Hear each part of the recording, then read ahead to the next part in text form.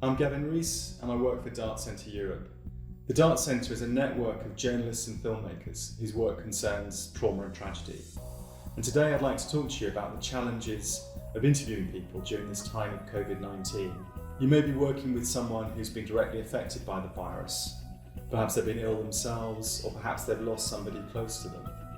But your conversation may be a remote one with someone who's been affected by a different kind of traumatic incident. Interviews on emotionally sensitive subjects, such as illness, bereavement, or domestic violence, require a different kind of approach than general news stories do.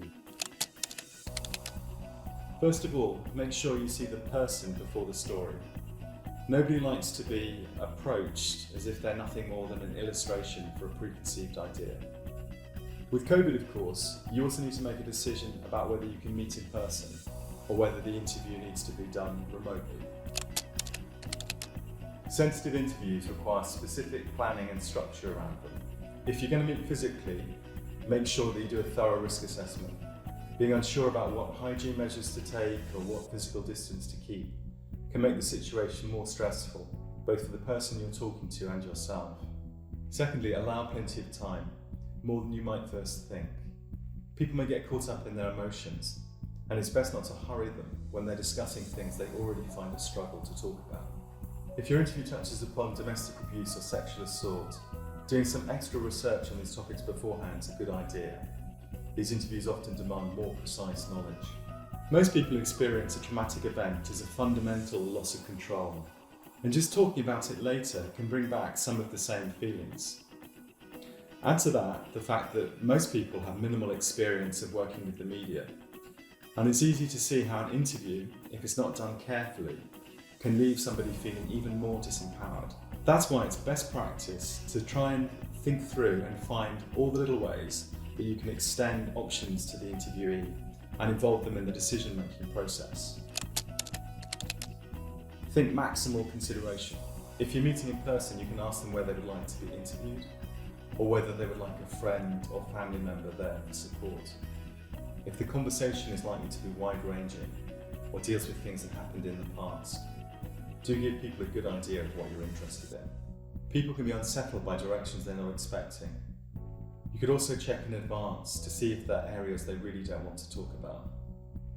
Given that the conversation could be emotionally draining, it's a good idea to ask your interviewee when they're likely to have the most energy for it. They may also want to build some space around it if they need to do something else important soon afterwards. What you're trying to do is to create a safe environment for the interview in which people know what to expect and are clear about what they've consented to. During the conversation itself, however, people are likely to feel more secure when they know they're being heard. All of the best interviewers have great listening skills. If you're interested in developing yours further, try Googling active or non-judgmental listening. There's lots out there. Here are some more thoughts about things that you might try during the conversation. Remote interviews are tricky for a number of reasons. If you're recording them for online or broadcast, then dealing with the technology can significantly add to your interviewee's stress levels and anxiety. And so it's important to be doubly patient and explain everything carefully, perhaps say that everyone finds the technology baffling. Remote interviews on sensitive subjects are also difficult because it's harder to gauge people's reactions or reassure them that they've become lost in an emotion. That sense of human connection can feel weaker. And so on Zoom, use plenty of eye contact.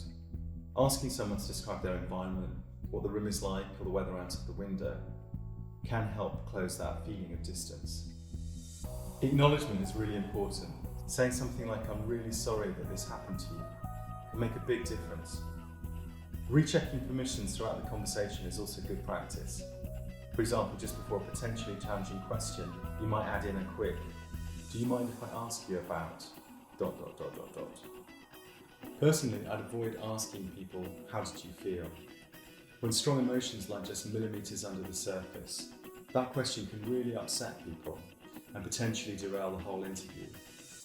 You might ask instead perhaps something along the lines of, "What impact has this had on you and your family?" Be careful too about bringing your own emotional situation into the interview. With COVID-19, it's very easy to project one's own understandings and feelings upon the interviewee, and that can really cloud things. That all said, it's great practice to acknowledge how hard this must be and to acknowledge what the person has gone through. But whatever you do, make sure that you don't say, I know how you feel. Everybody's unique, and the chances that somebody will believe you when you say that are almost nil. The end of the interview isn't the end of the process, nor the end of a journalist's responsibilities towards their interviewee. How the piece is written can have a big impact. Something that's accurate and insightful can leave someone feeling understood and heard. On the other hand, something that's unfair and insensitively written can compound stigma and leave lasting damage. If you're writing about someone's death, try to capture some sense of that person's life as well.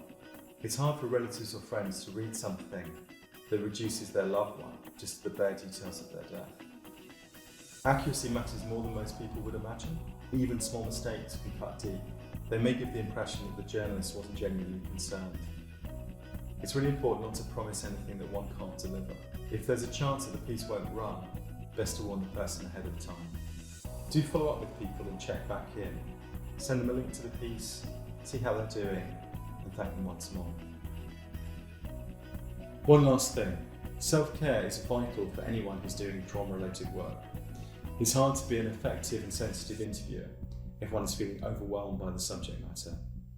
And so after the interview, do make sure that you check in with yourself and take some extra time to work through any issues that come up. All the advice in this video comes from the Dart Centre's network of journalists and filmmakers. To find out more about what we do, visit www.dartcentre.org.